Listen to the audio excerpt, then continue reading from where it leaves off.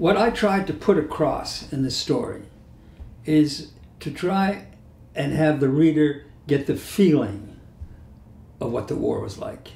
There are a lot of books written about the number of shells that were shot, or who the general was and what horrible things he did.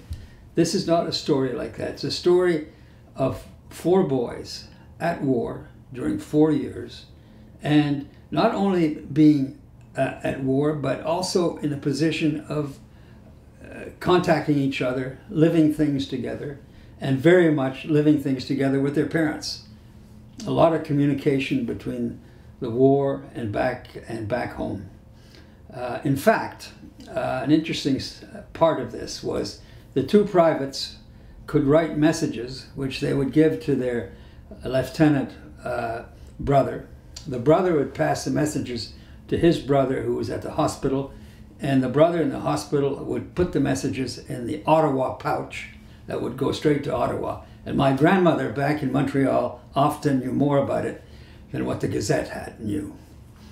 The story of the letters that I have or had that my grandparents wrote are pretty rare, because letters written by parents to the soldiers in the First World War, for the most part, were lost. And they were lost for 2 reasons. One, they had nowhere to put them. Secondary, they weren't really allowed to keep them. So there are very, very few of those. I happen to have had about 100 of those letters, because my grandmother made I said photocopy, but in those days, stencil copy, and sent it to a friend of the family who was in the Canadian Railway Regiment. And they're the ones who were fixing the railways that shipped the food and the supplies to the front. And so he lived in a hut behind, and he had all these letters and kept them. And at the end of the war, for some reason, I don't know why, he drowned in Great Slave Lake.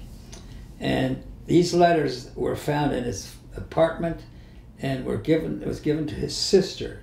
And when his sister died, she passed them on to her sister. And they were in an attic in Paris when this particular lady of a certain age was cleaning out, saw this box of letters, looked at the name Bieler, and thought, well, let me check in the telephone directory. And she looked it up in the telephone directory in Paris, found some Bieler names, called a few, and I had a cousin who said, yes, those must be our letters. And that's how I got all of those.